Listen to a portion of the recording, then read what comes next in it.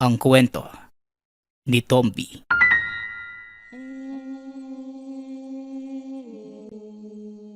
Ang kwentong ito ay hango sa totoong buhay. Mula ito sa isa nating tagapakinig. Karanasan ito ni Berto. Walang eksaktong taon. Probinsya ng Antique. Nang mga panahong ito, nagmumukmok na lamang sa sulok ng sabungan si Berto matapos ang 5 sunod-sunod na pagkatalo. Ubos ang perang hiniram pa sa tiyahin na aabot ng ilang daan. Ang usapan ay mamayang hapon babayaran. Subalit hindi ito ang pinoproblema ni Berto. Mas iniisip ang nakalabang sabungero na hindi man lamang matalo-talo sa pustahan. Malayong malayo ang mga manok dahil isang salpukan lamang ay bagsak na. Samantalang ang sa kalaban naman, tila hindi man lang nakakaramdam ng pagod kahit isa lang ng paulit-ulit. Hoy Berto, nandiyan ka lang pala. Hinahanap ka na ni Tia Inday. Nagtatanong tungkol sa'yo. Ano, may pambayad ka na ba sa kanya? Alam mo naman yung tiyahin nating yun. Hindi titigilan yung may utang. Eh sa dami ng pwedeng hiraman, sa kanya mo pa talaga naisipan. Oh, pag alis ko kanina talo yung manok mo ah. Eh sigurado naman sa tagal mo sa sabungan, nakabawi ka na. Hoy, grabeng pagmumukmuk naman yan. Parang nasa ibang dimensyon ka na. Hulaan ko na lang no. Talo ka. Eh, sinasabi ko na nga ba eh. Sabong pa, Berto. Wika ni Pedring, pinsan ni Berto. Parehong mahilig sa sabong ang dalawang binata. Lagpas na sa kalendaryo ang mga edad. Kaya lang hindi nakapag-asawa kaya matatawag pa ring mga binata. Sa murang edad, natutunan nila ang pasikot-sikot sa sabungan. Dahil sabungero din ang mga ama. Matapos manalo ng malaking halaga sa unang pusta, ito ang nag-udyok sa kanila na magsabong ng magsabong. Pumabor sa panig nila ang swerte noong una. Ngunit nang sandaling lumitaw ang mananabong na nagmula sa karatig bayan, binagsakan sila ng kamalasan. Kahit anong manok, liit o laki ng perang ipupusta, palagi silang talo. Di naman pambayad yung pinoproblema ko eh. Pwedeng pagtrabahuhan yan sa nyoga ni Tia. Ang inaalala ko, paanong laging panalo yung manok ng kalaban? Kung tutusin, pareho lang naman yung manok natin at kanya. May bakbak, may binti, may mata, may balahibo. Eh pareho ring pinapatuka at inaalagaan. Pero bakit kakaiba? Yung sa atin, hindi nga aabuti ng 1 minuto pagkasalang eh. Tapos yung sa kanya, kaya hanggang huling laban. Paano nangyari yun? Sinong Diyos ang hinihingian ng basbas para swertihin ng ganun? Nang makasamba nga rin baka sakaling makabawi. Wika ni Berto. Pareho pala tayo ng iniisip, insan. Eh noon pa man, nagtataka na ako sa sabungerong yun. Isipin mo, magmula noong araw na dumating siya rito sa bayan natin, lahat ng magagaling na mga panabong dinali. Hindi lang ikaw yung sabungero na nagtataka sa nangyayari.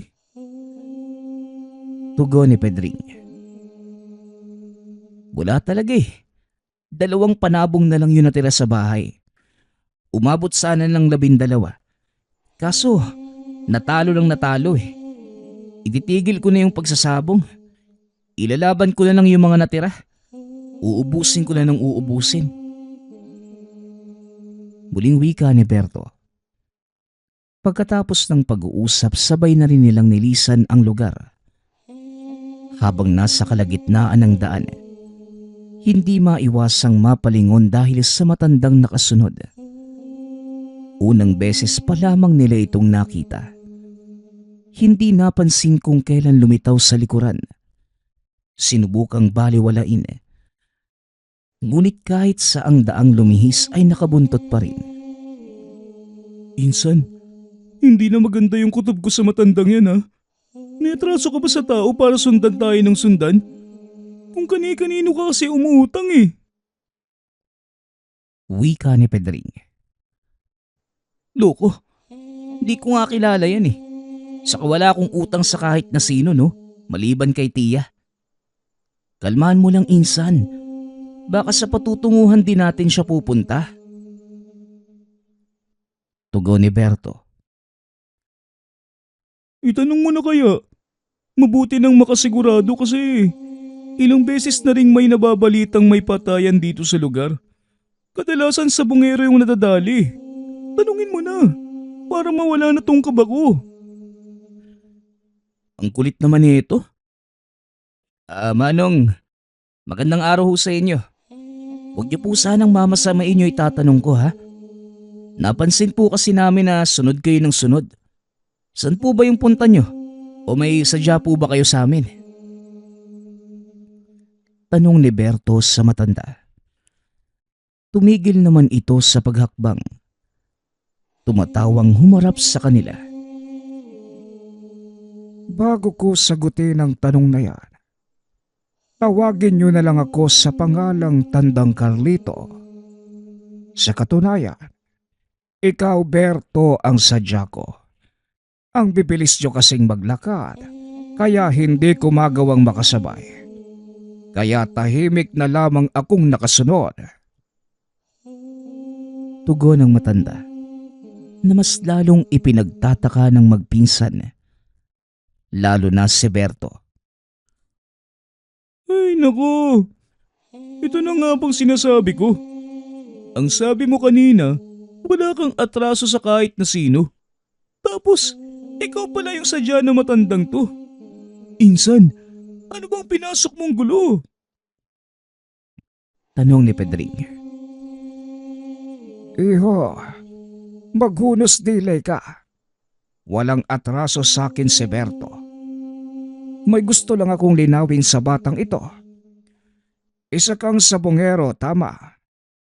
Sabongero na matapos makatapat ang dayong mananabong, sunod-sunod na ang pagkatalo. Nakarating kasi sa akin na nasa maayos na kondisyon naman ng manok mo. Pero luging-lugi pagdating sa bakbakan. Tapos kung sa iba ilalaban, nananalo naman. Dito lang sa dayo minamalas. Hindi ka ba napapatanong sa nangyayari? Tanong ni Tandang Carlito. Mahabang katahimikan ang sumunod na sinabi ng matanda. Nagkatinginan din ng magpinsan. Hindi inaasahang alam nito ang buhay sa bungero ni Berto. Manong, Tandang Carlito pala.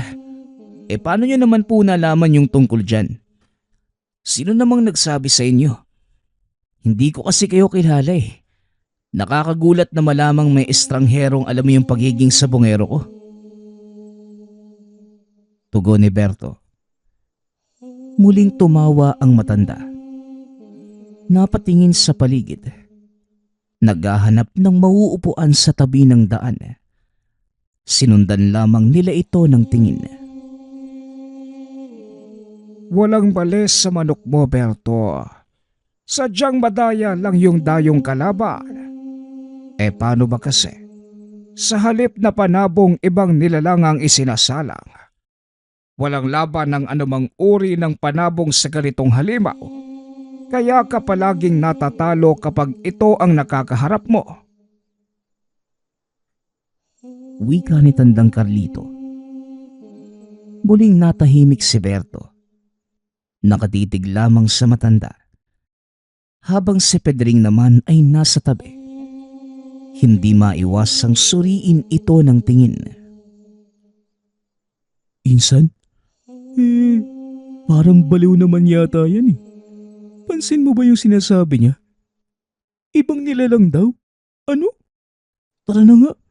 Baka naghahanap lang siya ng makakausap. Tapos ginagawa lang tayong katuwaan eh.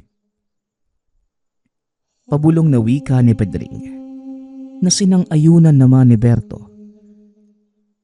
Walang paalam na tinalikuran ng dalawa ang matanda. Sa kabilang banda naman, hindi maiwasang mapaisip ni Berto sa mga sinabi ng matanda. May parte sa kanya na gustong paniwalaan, subalit naguguluhan sa sinabi nito patungkol sa binabanggit na halimaw. Isa pa, bigla na lamang itong lumitaw at nagpakilala sa kanila. Ano insan? Mas malalim pa sa iniigaban kong balon yung pag-iisip mo ngayon ah. Anong problema? Tanong ni Pedring. Ano pa nga ba? Yung matanda na nagpakilalang tandang Carlito. Alam mo, kakaiba siyang manalita, no? Sino kaya yun? Dugo ni Berto. Kakaiba talaga magsalita kasi nga baliw. Tignan mo nga yung itsura nun. Kulang na lang maging taong grasa. Hindi man lang nakapaghilamos ng muka. Mas mahaba pa nga yung balbas kaysa buhok tapos nangangamoy lupa. Hindi yata nakaligo. Huwag mo nang pansinin, insan. Nagmamagaling lang yung taong yun. Siya nga pala. Tuloy ba bukas yung pagsasabong mo? Ano? Ilalaban pa natin natitirang manok mo? Oo, total. 2 na lang naman yung natira eh. Kapag naubos na, titigil na ako. Tumigil ka na rin ha. Wala na tayong napapala sa buhay nito eh. Talo palagi. Paano kung dayain natin? Kumbaga, sa kabila tayo pupusta. Sigurado naman na talo yung manok natin kaya diskarte na lang.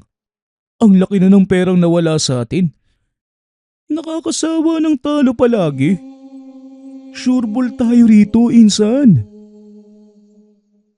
Oy insan, dati ka bang siraulo? Mandadaya ka para lang manalo? Kaya minamalas tayo kasi kasamaan yung naiisip mo eh. Magtino ka naman. Hindi ka kaya nakakatulong.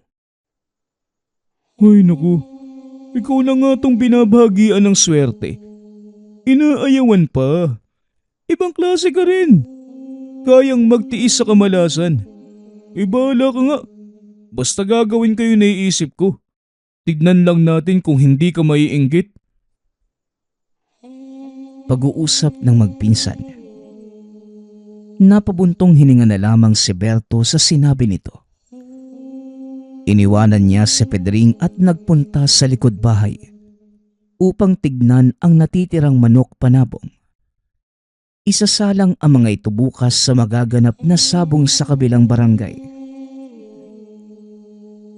Huling alas ko na kayong dalawa. Kung matalo, wala na. Ay nako, bakit ba kasi akong palaging minamalas? Hindi ko tuloy maiwasang maniwala sa sinabi ni Tandang Carlito na hindi ordinaryong manok yung nakatapat na mga kapatid niyo. Paano namang hindi? Kung titignan manok lang eh. Ewan ko lang talaga.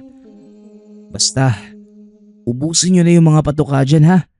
Kasi bukas, huling laban yun eh. Uwi ka ni Berto habang nakatitig sa 2 manok panabong. Ngunit napapitlag din ito sa gulat nang lumitaw si Tandang Carlito. Lumabas mula sa likuran ng kulungan ng manok. Hindi naman mahirap paniwalaan ang mga sinasabi ko, iho. Bakit ayaw mo pang maniwala? Matutulungan pa naman sana kita. Pero parang ayaw mo eh. Wika ni Tandang Carlito. Sandali. Hindi ba iniwanan ka namin doon sa daan? Paano ka nakarating dito? Iho, kapag gusto kong tulungan ang isang tao, Madali kong natutunto ng kanyang tahanan. Ano? Maniniwala ka ba sa akin o hindi? Dalawa na lamang ang panabong mong manok. Wala ka bang balak bumawi sa lahat ng talo mo? Tanong na matanda. Napakamot sa ulo si Berto. Naguguluhan kung pakikitunguhan si Tandang Carlito o babaliwalain na lamang. Sa huli, si Pedring ang kumausap. Dumating ito at nagulat din sa pagkakita sa matanda. Anak ng manok, nandito ka na naman, Manong. Hindi mo talaga titigilan yung pinsan ko, ano? Huwag niyo na pong ipilit yung sinasabi niyong halimaw kasi ikaw nga po yung parang hindi tao eh. Wika ni Pedring. Ang bastos ng bibig mong bata ka. Huwag kang magulo. Si Berto lamang ang gusto kong makausap. Hindi ikaw na mukhang tiyonggo. Tumabi ka nga. Tugon ng matanda. Naikinalaki ng mga mata ni Pedring. Gaganti na sana ngunit pinigilan ni Berto para hindi na humaba ang usapan. Manong, pasensya ka na sa pinsan ko ha. Pasensya na rin po kung hindi ko po kayo mapagbibigyan. Napaka-imposible po kasi nung sinasabi nyo eh. Isa pa, hindi po naman kayo naming kakilala. Bigla na nga lang po kayong lumitaw eh. Ang mas mabuti pa po siguro, bumalik na lang po kayo kung saan kayo nanggaling. Mauna na po kami. Wika ni Berto. Iniwanan nila sa likod bahay si Tandang Carlito. Parehong napailing dahil sa panggigiit nito. Ikaw, insan, huwag ka talagang maniwala sa ganyan ha. Lalo na sa panahon ngayon. Hindi natin alam kung ano yung tumatakbo sa isipan ng taong yun. Eh malay natin, kakonsyaba ng dayong sa bungero. At baka hindi lang yung manok mo yung madali, pati ikaw idamay pa. Babala ni Pedring. Oo naman, hindi ko lang kasi maiwasang maisip yung sinabi niya eh. Parang may kututuran din kasi. Nakita mo naman kung gaano kabangis yung manok ng kalaban. Parang hindi na normal yung atake.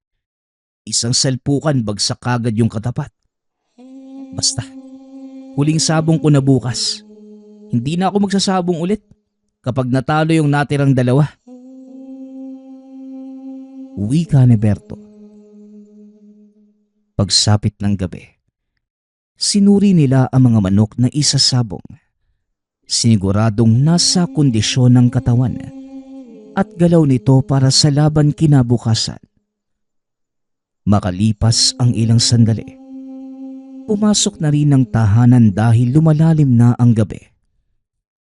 Makaraan ang ilang minuto, napansin ni Berto na parang may tao malapit sa kulungan ng manok. Hindi naman ito bago dahil palaging nangyayari ito sa tuwing binabalak isalang ang mga alaga. Binaliwala na lamang dahil tila napaglalaroan lamang ng sariling paningin. Dahil ang laging nangyayari, kung titignan, tila may imahe ng taong nakatayo sa gilid ng kulungan. Ngunit kung tititigang maigi, wala naman. Tuluyan na ring iniwanan ng pansin ng dinaig ng antok. Kinabukasan, naabutan ni Berto ang mga panabong na nangihina. Kagad nilabas sa kulungan at pansamantala munang pinakawalan. Sinabuyan ng patuka sa lupa. Nagsikain naman ang mga ito. Pagkatapos bumalik din sa kondisyon. Insan, may pera akong pampusta rito. Huling ipon pero bahala na. Isusugal ko sa manok mo. Batalo, manalo. Pero sigurado ako mananalo. Pero pupusta din ako sa kabila para may babalik. Wika ni Pedring. Natutuwa pa sa sariling naiisip. Sira ulo. Pairalin mo yung pagiging madaya mo. Walang yumayaman sa ganyang pag-iisip. Magkape ka nga muna sa loob. May natitira pang tinapay at kape sa mesa. Mamaya na tayo lalakad. Wala pa namang oras eh. Tugon ni Berto. Pumasok na rin ng tahanan si Pedring. Samantalang binabantayan niyang maigi ang mga panabong na malayang naghahabulan sa bakuran. Sa kalagitnaan, napansin niya ang dayong sabongero. Nakatitig sa kanyang gawi. Kumakaway pa. Sinalubong niya ito nang magtangkang lumapit. Aba, kondisyon na kondisyon ang mga manok mo ah. Ayos yan. Para masarap ang uulaming ko mamaya. Gano'n naman eh. Kapag alaga mo ang katapat ng alaga ko, sigurado ang tinola at adobo. Hindi lugi kasi matataba at siksik sa laman. Hanga ako sa maayos na pag-aalaga mo. Wika ng dayong sabongero. Manong, ano nga ulit yung pangalan mo? Undoy? Manong, matanong ko lang ha. Sa tanang buhay mo ba, likas na yung pagiging madaya mo? Ibang klase kasi yung manok mo eh. Napakahayop pagdating sa bakbakan. Pero, nakakasiguro ka bang manok panabong yan? Baka naman, ibang nilalang na nagpapanggap. Diretsahang wika ni Berto. Kapansin-pansin ang biglaang pagbabago ng ekspresyon ng dayong sabongero. Nawala ang ngiti. Naging malalim ang paghugot ng hininga. Napakuyom din ang mga kamao. Si Berto sa kabilang banda ay nagsimula ng magduda. Iho, ano bang sinasabi mo? Ganyan ba kalala ang isip mo dahil palagi kang talo? Ibang klase rin pala ang tama ng kabalasan. Pati ordinaryong panabong pinagdududahan. Mag-ingat ka. Nakamamatay ang maling akala. O siya, sasabungan na lamang tayo magkita. Huwag mo nang lakihan ang pusta. At siguradong matatalo ka rin naman.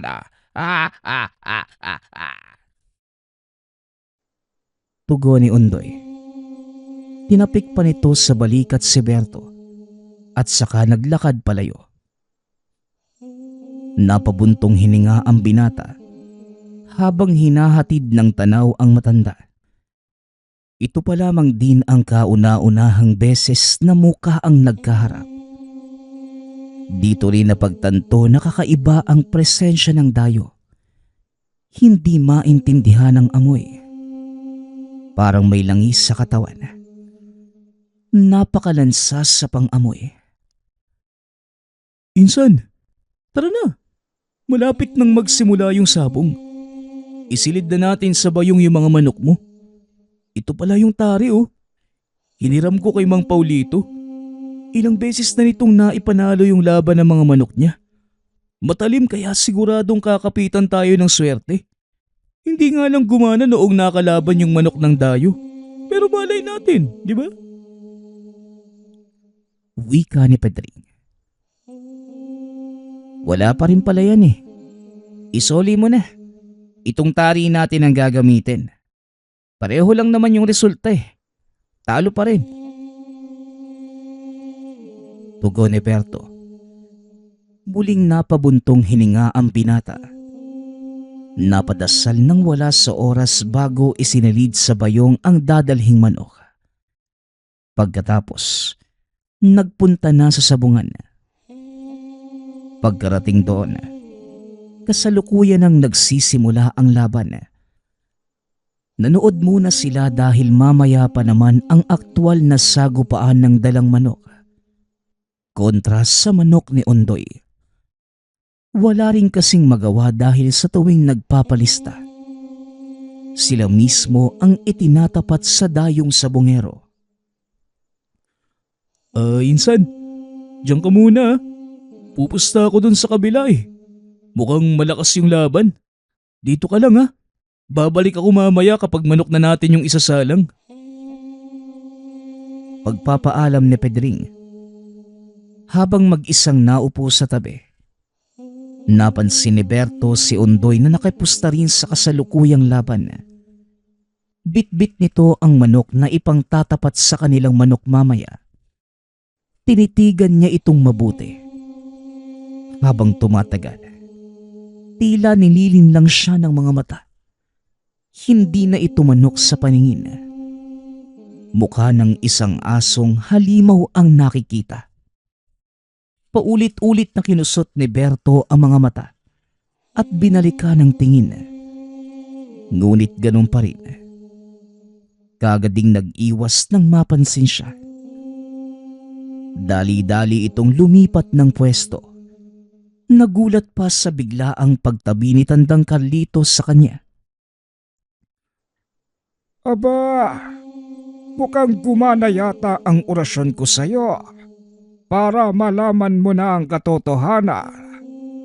Ano? Ayaw mo pa ring maniwala na hindi ordinaryong manok ang hawak ng dayong sabongero? Huling laban mo na ito, bata, hindi ba? Bakit ayaw mong isugal sa akin ang tiwala mo? Sisiguraduhin kong hindi ka magsisisi. Akin na ang manok mo. Ako na ang bahala. Wika ng matanda. Kinuha nito ang bayong at nilabas ang manok. Hindi na nakapalag si Berto dahil ang utak ay nasa nakitang muka ng panabong ng dayo. Paulit-ulit na bumabalik ang itsura ng asong halimaw sa isipan. Namalaya na lamang niya ang paghagod ni Tandang Carlito sa pakpak na manok. Pagkatapos, dinuraan ng 3 beses. Hinipan pa. Kumuha ito ng tila isang maliit na tari sa bulsa. Isinabit sa leeg ng manok. Hindi naman umalma pa ang binata. Kalmahan mo lang, bata. Ang nilagay ko sa leeg ng manok mo, isang uri ng bertud na tinatawag nating mutya sa tari ng agila. Huwag kang mag-alala. Walang mangyayaring masama sa manok mo. Yan ang magbibigay ng lakas para talunin ang kalaban. Magtiwala ka lang sa akin. Ihanda mo rin ang iyong sarili dahil babagsakan ka ng galanteng swerte. Magkano ba ang ipupusta mo? Lakihan mo na para walang pagsisisi. Wika ni Tandang Carlito. Hindi nakasagot si Berto dahil tinawag ang kanyang pangalan. Para sa labanang magaganap, ibinigay na ang mga manok pati na ang pusta. Nang maalala ang sinabi ni Tandang Carlito, lahat ng perang nasa bulsa ay sinugal. Hindi dahil naniniwala siya sa matanda, kundi iniisip na total huling sabong na rin naman. Nakita ni Berto ang malaking ngiti ni Ondoy. Iniinis siya sa pamamagitan nito. Subalit hindi niya malaman kung anong nangyari dahil nang magsimula ang salpukan. Bumagsak kagad ang manok ng kalaban. Isang tama lamang ng tari. Bumulwak ang dugo. Nangisay pa ang panabong. Nasaksihan ng lahat ang nangyari. Mahabang katahimikan ang sumunod. Hindi inaasahan ang kinalabasan ng sabong. Panalo! Panalo yung manok namin! Sigaw ni Pedring. Saka lamang bumalik ang ingay ng sabungan. Tuwang-tuwa si Berto kahit na hindi pa rin makapaniwala sa biglaang kaganapan. Nagtatatalon ito sa saya. Sa kabilang banda naman, kinuha ni Ondoy ang manok niya. Sinuri ang kabuuan lalo na ang tari. Hindi nito matanggap ang pagkatalo. Malinis ang tari. Walang nilabag na batas ang naganap na laban kaya akin na ang manok. Ginuha mo pa yan. Hindi naman yan ang manok mo. Yun ang sayo. Bumagsak na. Ilibing mo na lang yan. Wika ng sentensedor. Binawi nito ang manok at binigay kay Berto. Hindi maitago ng dayong sabongero ang galit. Nakatitig ng masama kay Berto. Lalapit na sana ngunit biglang umatras nang mapansin ang presensya ni Tandang Carlito. Dali-dali nitong kinuha ang walang buhay na panabong at saka umalis. Ang sabi ko naman sa'yo magtiwala lang kayo. Paminsan-minsan lang ako maawa sa tao. Kaya samantalahin nyo. O paano ba yan? Panalo kayo. Wika ni Tandang Carlito.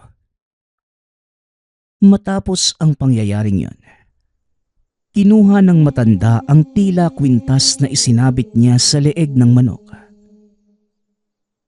Manong, hindi ko alam kung paano kayo pasasalamatan pero maraming salamat po talaga ha. Kung hindi dahil sa inyo, malamang naisahan ako ng Ondoy na yun. Tama ka nga po talaga. Hindi ordinaryong manok yung inilaban niya. Ano po ba yung tawag sa nilalang na yun? Tanong ni Berto. Tatapatin na kita, iho. Maging ang dayong yon, hindi ordinaryong tao. Isa itong aswang at ang nagbabalat kayong manok ay ang gabay niyang nilalang. Pareho silang dalawa na mga halimaw. Hindi matatalo sa ganitong labang kung walang ipangtatapat na mabisang pangontra ang makakalaban. Ang totoo nga niyan, siya talaga ang sadya ko sa lugar na ito. Tapos napag-alaman kong ikaw ang pinaglalaroan kaya lumapit ako sa iyo para makatulong. Ngayon nabistado na siya. Hindi na babalik dito sa sabungan. Hindi na nga talaga makakabalik. Dahil pagkatapos ng pag-uusap natin, siya naman ang tutugisin ko. Pagtatapat ni Tandang Carlito, napatango na lamang si Berto. Hindi alam kung ano ang isasagot dahil sa totoo lamang. Wala namang naiintindihan sa sinabi nito.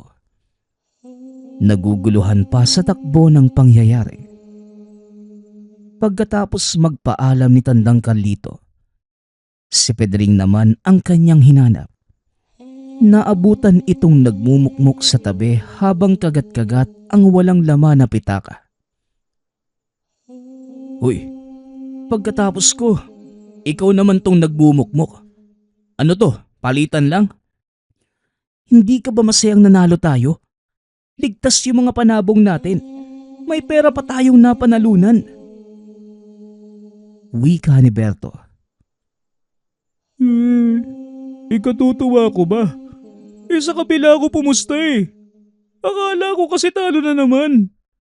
Bakit hindi mo sinabi sa akin na sa pagkakataong to, mananalo yung manok natin? Yan tuloy, ubos na yung pera ko. Tugon ni Pedring. Ayan, loko ka kasi. Ang sabi ko naman sa'yo na sa manok lang natin tayo pupusta. Manalo o matalo. O tignan mo, ikaw yung kawawa. Basta ako, nakabawi na sa sunod-sunod na pagkatalo. Sa kabinenta ko na rin yung mga manok na dala ko. Ito na yung huli kong sabong. Hindi pa rin kasi ako makapaniwala sa nangyari. Pambihira. May ganong klaseng nilalang pala. Manok lang kung titignan pero ang totoo, isa naman palang halimaw. Nakakakilabot pa yung itsura. Kung nakita mo lang. Sira na din ba yung ulo mo, Insan? Nanalo ka lang kung ano na yung pinagsasasabi mo. Anong halimaw? Anong nakakakilabot yung itsura? Nakasinghot ka ba ng... Wala. Umuwi na nga tayo. Dumaan pala muna sa bahay si paring Raymond. Nanalo yun eh. Tapos sabi niya, bibigyan ako ng paa ng naipanalong manok. Pwede na rin panghapunan natin mamayang gabi. Sagot ko na rin yung pang-alak. Sa ating dalawa, ako lang naman yung may pera eh. Yan ang napapala mo sa kakapusta. Wala kang tiwala sa akin eh. Pangiinis ni Berto sa pinsan. Paglipas ng mga araw, nagbago na ang takbo ng buhay ni Berto. Sa nyogan ng tiyahin na lamang ibinuhos ang oras. Inilayo ang sarili sa sabungan. Matapos mapagtantong malaking bahagi ng pagkatao ang nasayang dahil lamang sa pagsusugal. Halos maubos pa ang pera. Swerte lamang dahil sa huli. Nakabawi naman kahit papano. Si Pedring na lamang ang hindi pa rin bumibitaw sa pagsasabong. Sa pinsan di na pag-alaman na wala ng undoy na nagpapakita sa sabungan. Hula niya. Totoo ang lahat ng sinabi ni Tandang Carlito na ang dayo naman ang tutugisin kasunod ng pagkabisto sa ginagawang pandaraya. Wala na rin itong balita sa matanda. Sa kabila ng lahat, laking pasasalamat ni Berto sa pagligtas si Tandang Carlito sa huling pagsalang sa sabungan. Malaki ang naitulong ng huling pagkapanalo. Nabayaran ang lahat ng utang, nakaipon ng kaunti. Kaya nga lang, meron pa rin siyang tanong sa isipan. Sino nga ba talaga si Tandang Carlito? Ang susunod nating kwento ay mula sa isa nating tagapakinig. Karanasan ito ni Jeff.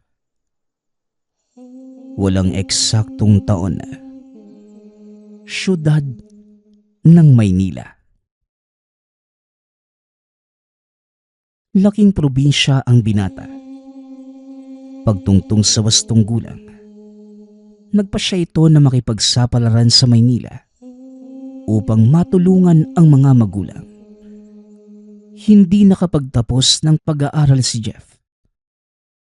Dahil hirap ang buhay, kahit anong trabaho ay handa niyang pasukan.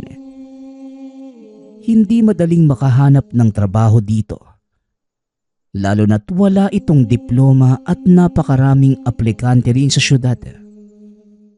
Kaya naman nang merong mag-alok ng trabaho bilang tagalinis ng isang establishmento, dali-dali niya itong kinuha.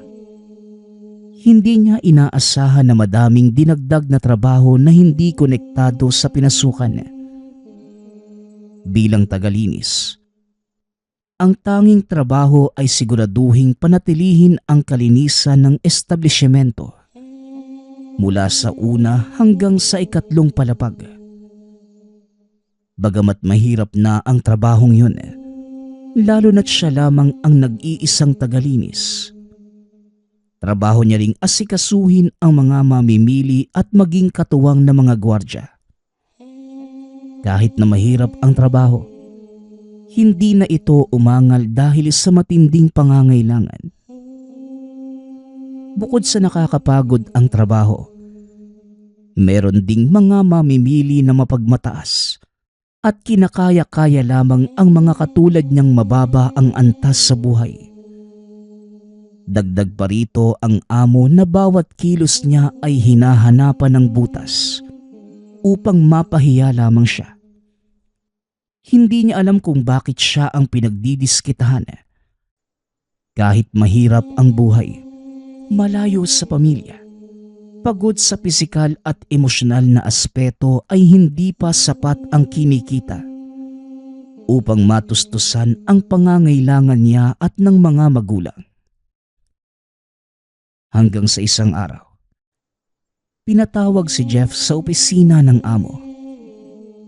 Nadulas ang mamimili, gawa ng hindi napunasan ang sahig. Dahil dito ay napilitang magbayad ng danyos ang kumpanya. Grabing kapal pa ka naman oh. Napakasimple na nga lang ng trabaho mo. Hindi mo pa nagawa ng maayos. Alam mo ba kung magkano ang danyos na hinihingi ng napahamak mo? 15,000. Wika ng amo. Amo, hindi po ba 5,000 lang yung hinihingi niya? Tumahimik ka nga. Pasensya na ho kayo sir ha. Hindi ko naman po yung sinasadya. Pero sigurado naman po kung nilagyan ko yun ng paalala na basa po yung sahig. Sinasabi mo bang sinungaling ang mamimili? Nakasalanan niya kung bakit siya nadulas at nagtamo ng mga pasa. Ang galing mo naman para pagbintangan yung iba sa katangahan mo. Wika ng amo. Madami pang sinabi ito na panlalait sa kanya. Kahit hindi naman yon konektado sa nangyari sa mamimili. Pinalis ito ng amo sa opisina at sinabi nito na ikakaltas ang danyo sa sweldo. Nanlumo si Jeff nang malamang 15,000 ang ikakaltas. Kahit na sinabi naman ng katulong na 5,000 lamang yon. Ngunit dahil mag-isa lamang sa syudad, wala itong nagawa upang ipagtanggol ang sarili. Isang gabi habang naglilinis ay nagpaalam na ang mga gwardya sa kanya na mauuna na silang umuwi. Naiwang mag-isa si Jeff upang magligpit at isara ang establishmento. Habang naglilinis, napaiyak na lamang ito sa hirap ng pinagdaraanan at pasakit na dinudulot ng iba sa kanya. Makalipas ang ilang oras na paglilinis, hindi na ito nagpahinga. Dali-dali niyang niligpit ang mga gamit dahil gustong-gusto ng makauwi. Nang makalabas na ito at sinasara na niya ang lugar, nakita niya na tila may anino ng tao sa loob ng lugar. Mahigpit na ipinagbilin pa naman sa kanila na bago magsara, kailangang masiguro nilang walang tao sa loob kung hindi masisisante sila. Dali-dali niyang binuksan ang pinto. Pumasok sa lugar. Kung sino ka man, kailangan mo nang lumabas. Sarado na kami. Wika ni Jeff. Ngunit walang sumasagot sa kanya. Tumitingin-tingin pa ito sa paligid. Naghahanap ng mga tanda na mayroong tao dito. Ngunit wala siyang makita. Napag-isipan nito na baka guni-guni lamang niya yon. Kaya naman dali-daling isinara muli ang pinto. Kinabukasan, habang papasok pa lamang si Jeff, nakita niyang nagtitipon ang mga tao sa establishmento. Makikita rin dito ang ilan sa kapulisan na pinapaalis ang mga ito. Dali-dali niyang inalam kagad kung ano ang nangyayari. Nakita niya ang isang karumal-dumal na eksena. Isang lalaking nakahandusay sa sahig. Wakwak ang tiyan at nagkalat ang lamang loob. Sira ang mukha kaya hindi malaman ang pagkakakilanlan. Bumaliktad ang sikmura niya sa nakita. Makalipas ang ilang oras ay niligpit na ng mga otoridad ang eksena at nagpatuloy na ang buhay ng mga tao sa lugar. Nagpatuloy na rin si Jeff sa paglilinis. Buong araw ay nakarinig ito ng iba't ibang kwento patungkol sa nakita kaninang umaga. May ibang nagsasabi na maaaring meron itong kaalitan. Ang sabi naman ng iba, baka naman napagtripan lamang ng mga siraulo. Ngunit ang pinaka nangingibabaw ay ang kwentong maaaring aswang ang may gawa nun. Kahit galing probinsya ang binata, Natatawa ito na nagpapaniwala pala ang mga tao sa aswang. Kahit nasa syudad ang mga ito. Lumipas ang araw at muling iniwan si Jeff upang magsarang mag-isa. Habang tumatagal, naiipon na paunti-unti ang sama ng loob ni Jeff sa mga nang-aapi sa kanya. Minsan, kahit masama, iniisip niya kung pwede lang pumatay ay maaaring gawin niya ito. Ngunit kagad naman siyang bumabalik sa sarili. Nagsisisi ito na nagkakaroon siya ng ganong pag-iisip. Hanggang sa isang gabi, habang naiwan siyang maglinis mag-isa muli ay meron siyang nakilalang nakapagpabago ng buhay. Isang babae. Naliligaw ito sa establishmento. Habang nagsasara ang binata, nakausap niya ito at doon nagsimula ang kanilang pagkakaibigan. Gabi-gabi na nitong dinadalaw si Jeff sa trabaho. Nabawasan ang kalungkutan at hinanakit na nararamdaman ng binata. Bagamat habang tumatagal, unti-unti nang sumasaya. Dumarami naman ang bilang na natatagpo ang patay sa establishmento. Si Jeff pa nga ang unang naging suspect sa pagpatay. Dahil sa investigasyon ng mga pulis, napag-alaman nilang bago mamatay ang mga biktima. Galing sila sa establishmentong ito bilang isang mamimili. Meron ding ilan sa mga biktima ang mga dating empleyado. Kaya naman idinidiin ng mga pulis na maaaring si Jeff ang pumapas lang sa mga ito. Ngunit makalipas ang ilang buwan na pagmamanman ng mga pulis, hindi nila napatunayan na si Jeff ang may gawa ng mga ito. Kaya naman humingi sila ng paumanhin at nagpatuloy na sa trabaho ang binata. Habang tumatagal ang panahon ay paunti ng paunti ang mga bangkay na natatagpuan hanggang sa tuluyan ng tumigil ang patayan. Ngunit meron pa ring mga nababalitang nawawala. Isang araw, nagulat ang binata nang makita niyang kakaiba ang kinikilos ng amo. Parang tuliro, hindi mapakali. Bago pumasok ng opisina ang amo ay nakita niyang merong sumunod. Ngunit sa sobrang bilis, hindi niya ito nakita. Sinundan niya ang amo. Nagulat nang makita ito sa kanyang opisina. Anong ginagawa mo dito? Lumayo ka. Ano? Ako na ba ang isusunod mo? Ha? Ako na ba ang susunod mong kakainin? Akala mo ba hindi ko alam kung sino ka talaga, Jeff? Kung nalinlang mo ang mga pulis. Pwes ako, hindi. Isa kang aswang. Wika ng amo. Tumahimik ka. Hindi ako aswang. Nag-aalala lang ako sa kalagayan mo. Dahil meron ako nakitang sumusunod sa'yo. Tugon ni Jeff. Hindi mo ako maluloko. Alam kong... Naputol ang salita ng amo nang biglang may malakas na kumalampag sa tabi ng opisina. Dali-dali silang lumabas. Prinotektahan ni Jeff ang amo. Hindi ko inaasahan na sa kabila ng lahat ikaw pa ang makakakita sa akin ng ganito. At ikaw pa ang tutulong sa akin. Pasensya ka na nga pala sa inasal ko noon. Hindi ko rin alam kung bakit ganon ang trato ko sa'yo. Huwag mo na pong isipin yun, amo. Ang importante, madala kita sa isang ligtas na lugar. Ligtas sa mga maaring makakita ng mangyayari sa'yo. Anong ibig mong sabihin? Matagal na ako nagtitiis sa lugar na to.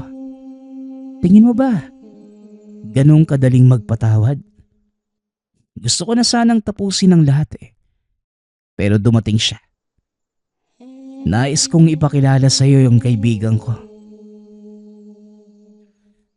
Wika ni Jeff. Habang may unti-unting lumalabas sa dilim, tuluyang nagpakita ang isang nilalang. Hugis babae ito na merong mahabang buhok. Balot ng langis ang katawan at matalas ang mga kuko at mahaba ang dila. Dahan-dahan itong lumapit sa amo, kaya naman napatakbo ito. Marahas niyang binubuksan ang pintuan. Ngunit kahit anong puwersang gamitin ay hindi ito sapat. Naabutan na siya ng nilalang at pinaslang ito. Nagtalsikan ang dugo sa paligid. Walang humpay ang paghingi niya ng tulong. Buhay pa ito habang kinakain ng nilalang. Tinitigan niya si Jeff ng matagal. Hanggang sa tuluyan na itong namatay. O siya, mukhang napasarap yata yung kain mo, kaibigan. Liligpitin ko na yung kalat mo, ha. Sa susunod magdadala ulit ako ng pagkain mo. Paborito mo pa naman yung mga nang-aapi sa akin. Wika ni Jeff. Bagamat bata pa lang tayo, itinuturo sa atin ang magpatawad. Ngunit hindi lahat ay isinasabuhay ito. Kaya bago manapak ng tao, siguraduhin kung sino ang kinakalaban. Dahil minsan, mas malala pa ang ganti ng isang ape. Nagpapasalamat nga pala ako sa lahat ng sumusuporta sa ating channel. Nawa ay patuloy niyong suportahan at pakinggan ang ating mga kwento. Hanggang sa muling pakikinig. Paalam.